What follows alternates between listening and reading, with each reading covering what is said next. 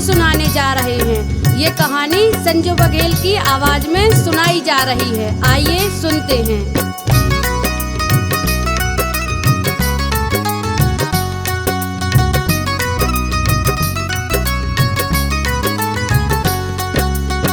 एक चिड़िया थी जो रोज दाना चुनने के लिए अपने बच्चों को घोंसले में छोड़कर दूर जंगलों के पास बस्तियों में जाया करती थी। एक दिन किसी घोड़े पर उसने चने का दाना पाया। वह उसे लेकर चक्की में दरने को ले गई। दाल दरते दरते एक दाल खूंटे में फंसी रह गई। एक ही दाल बाहर निकली। चिड़िया ने उसे निकालने की अपनी ओर से बहुत कोशिश की, लेकिन वह सफल नहीं हो सकी। चिड़िया बढ़ई के पास गई और उसने खूंटे में फंसी दाल को बाहर निकालने को कहा।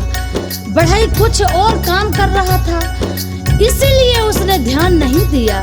चिड़िया ने उससे बहुत मिन्नत की और उससे क्या कहा, बढ़ई बढ़ई खूंटा चीरे, खूंटा में मुर्दालवा, का खाऊं का पीऊं, काले के परदेस जाऊं। बढ़ई ने उसकी एक न सुनी और उसे धुतकार कर भगा दिया। फिर वह राजा के पास गई। चिड़िया ने राजा से गुहार लगाई, राजा ऐसे बढ़ई को दंड दो जो मुझ जरूरतमंद की बात नहीं सुनता। राजा राजा बढ़ई दंडो, बढ़ई ना खूंटा चीर, खूंटा में मुर्दालवा, का खाऊं का पीऊं, काले के परदेस जाऊं।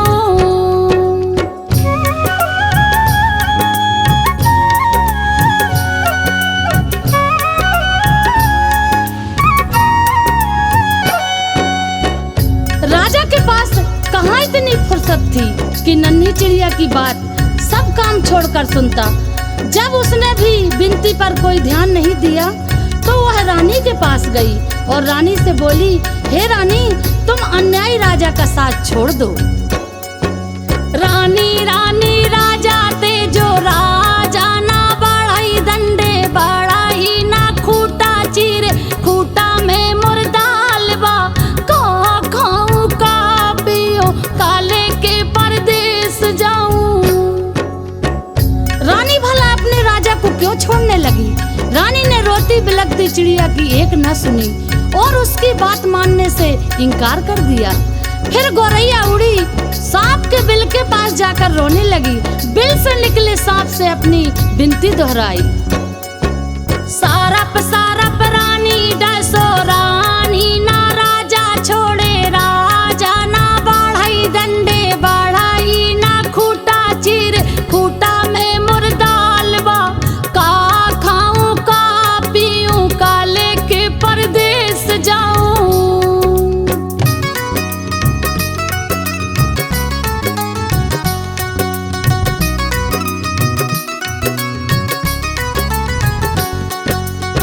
उसने अपनी राम कहानी सुनाकर विषैले सांप से कहा कि तुम जाकर उस रानी को डसो जो गरीब की गुहार नहीं सुनती, जो रानी सब कुछ जानकर भी राजा से न्याय नहीं दिला सकी और ना ही राजा को छोड़ सकी।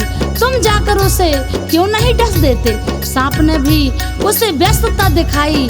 तब भागी भागी गौरैया जंगल में जा पहुंची और उसने बांस से विनती की, तुम लाठी बनकर सांप को मारो।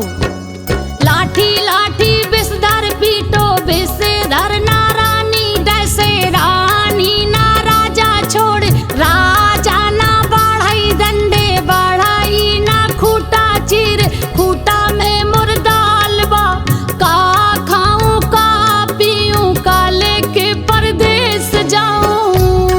बांस की लाठी भी भला इस नन्ही गौरैया के लिए सांप से क्यों बैर लेती? उसने भी इनकार कर दिया। तो गौरैया गुस्से से भर उठी और उड़कर भरभूजे के यहाँ भभक रही आग के पास जा पहुंची और उसे ललकारा, हे आग, तुम सारे जंगल को जलाकर राख कर दो, जिसमें न बांस के पेड़ रहें, जिसकी लाठी मुझ गरीब और बेसहारा के लिए नहीं उठती, कोई मुझे मेरा हक नहीं दिलाता। आग ने जब सारी बात विस्तार से जाननी चाही तो गौरैया ने अपनी राम कहानी उसके आगे भी सुना दी। आगे जंगल जारो जंगल ना लाठी पटबे लाठी ना विषधर मारे विषधर ना रानी डसे रानी ना राजा छोड़े राजा ना बढ़ाई डंडे बढ़ाई ना खूटा चीर खूटा में मुर्दालबा का खाऊं का पीऊं का लेके परदेस जाऊं।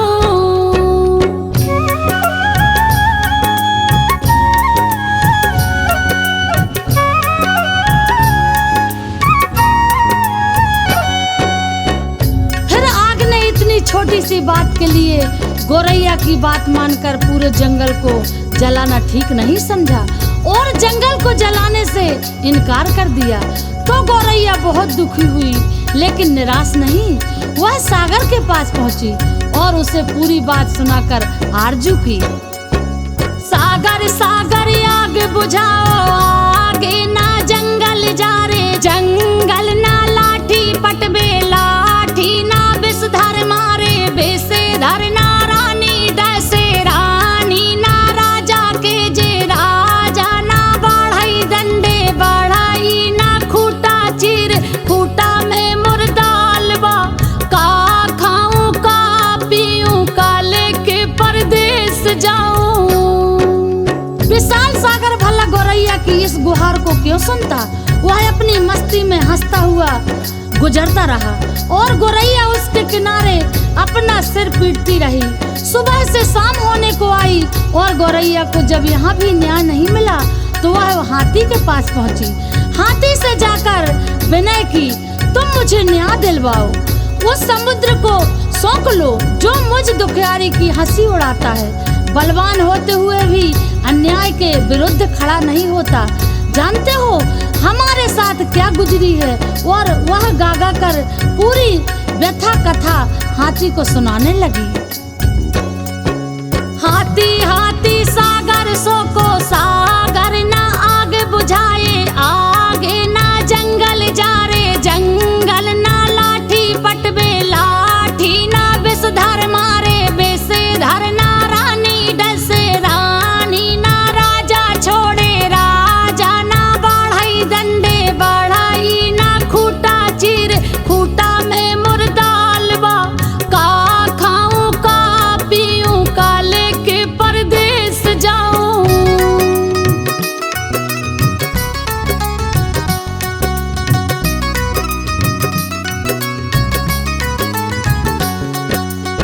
हाथी भी गोरैया की बात सुनकर टस से मस नहीं हुआ। उसने भी उसका साथ नहीं दिया और उसकी बातों को हवा में उड़ाता हुआ अपने लंबे लंबे सूप जैसे कान हिलाते हुए आगे निकल गया और नन्ही गोरैया का धीरज धीरे धीरे टूटने लगा। वह थककर चूर हो गई, जहाँ की तहाँ बैठी लाचार सी होकर आंसू बहाने लगी। सारी दुनिया उसे अंधेरी दिखाई देने लगी। किस किस से उसने अपनी कहानी नहीं सुनाई लेकिन किसी ने उसकी मदद नहीं की। बेसहारा लाचार की करुण पुकार पर कोई ध्यान नहीं देता। तभी उसके पैरों के पास एक नन्ही सी चींटी आकर उसका हाल पूछने लगी। उसने देखा नन्ही नन्ही चींटियों की एक लंबी कतार, एक के पीछे एक बहुत सी अनुशासित ढंग से चली आ रही हैं। उसने ध्यान से देखा उनका अद्भुत संगठन और अथक परिश्रम। वह बड़ी पूर्ति तरुपरता और संयोजित ढंग से अपना काम मिलजुल कर किए जा रही थी। चींटियों ने आकर उसे घेर लिया और गोरैया से पूरी व्यथा कथा सुनकर सहानुभूति के साथ बोली, बहन, दुनिया में रोने गिड़गिड़ाने से काम नहीं चलता और ना ही बैठकर आंसू बहाने से कुछ होता है। हिम्मत हार करके बैठना तो कायरता है। चलो चलो हमारे साथ, हम न्याय दिलवाएंगे, कोई रास्ता निकालेंगे। चलते चलते चिड़िया यह सोचती रही कि भला ये नन्ही नन्ही चींटियां मेरी क्या मदद करेंगी, जबकि बड़ों बड़ों ने मुझसे मुंह मोड़ लिया और मेरे किसी काम नहीं आए। खैर चलो देखते हैं, कोई तो मेरी मदद के लिए आगे आया है। चींटी बहना हमारा साथ देने चली है तो उसकी फौज भी तो है उसके पीछे। फिर घबराना क्या, देखते हैं क्या होता है। गौरैया सोचती हुई चली जा रही थी। तभी चींटियों ने कहा कि तुम थोड़ी देर यहीं पास के डाल पर बैठ जाओ, फिर देखना मैं क्या करती हूँ, कैसे पहाड़ जैसे हाथी मेरे इशारों में नाचता है और तुम्हारे काम के लिए दौड़ा दौड़ा समुद्र के पास जाता है। हिम्मत हारने से कुछ नहीं होता है, मिलजुल कर झुंड लगाने से समस्याओं के समाधान का रास्ता निकलता है। गौरैया फुर से पास के डाल पर जा बैठी और चकित होकर चींटियों की असंभव सी लगने वाली बातों को कारगरों से अपनी आंखों के सामने देखती रही। चींटी धीरे धीरे हाथी के पैर से सरक कर उसके कान तक जा पहुंची। हाथी अपने सूप जैसे कान हिलाता सूंड से अपने माथे पर फूंक मारता ही रह गया और चींटी उसके कान में घुसकर उसे तंग करने लगी और उसे समझाने लगी। बड़े बड़े बलवान यदि अपने बल अहंकार में चूर होकर दीनहीन छोटों की सहायता ना करें तो उन्हें भी भान होना चाहिए कि काम पड़ने पर छोटे भी यदि अपनी आन बान के लिए अड़ जाए तो बड़ों बड़ों के लिए संकट पैदा कर सकते हैं। अभी तो मैं अकेले आई हूँ, किंतु मेरे पीछे असंख्य चींटियों की लंबी कतार चली आ रही है। कहीं सबने एक साथ चढ़ाई कर दी तो लेने के देने पड़ जाएंगे। अपने प्राण संकट में क्यों डालते हो? मेरी नेक सलाह यही है कि तुम सीधी तरह से चलकर गौरैया का काम करो, नहीं तो आगे समझ लो मरता क्या न करता। हाथी झुंझलाहट और घबराहट में चींटी की बात मानने को लाचार हो गया। वह यह कहते हुए गौरैया के लिए सागर को सोखने के लिए तैयार हो गया।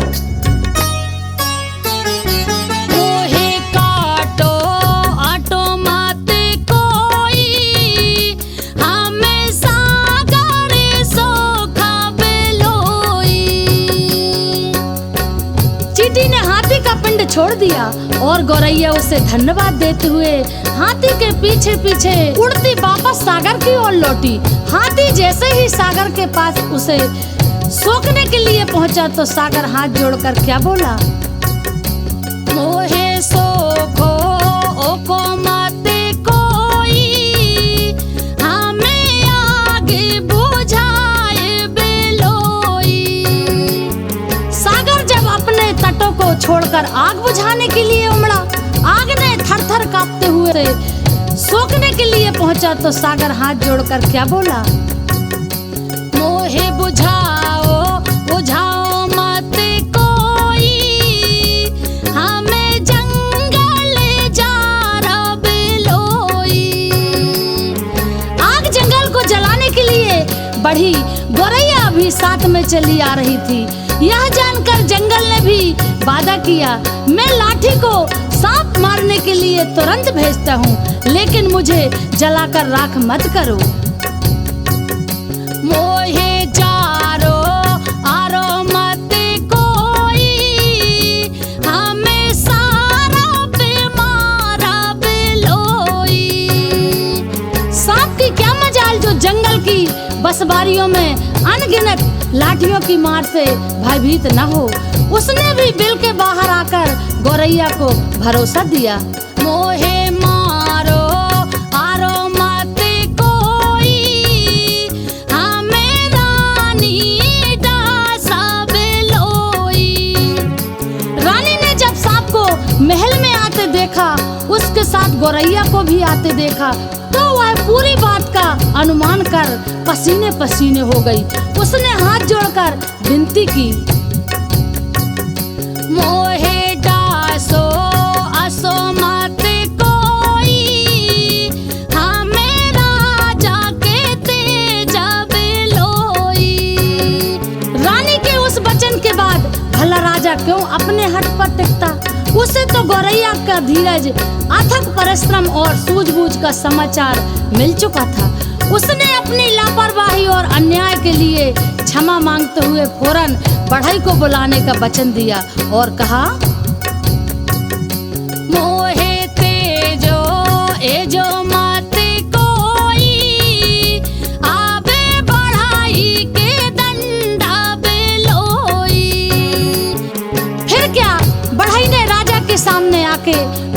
की बात न मानने का अपराध कबूल किया और थर थर कांपते हुए राजा से गिड़गिड़ाकर विनती की। क्या?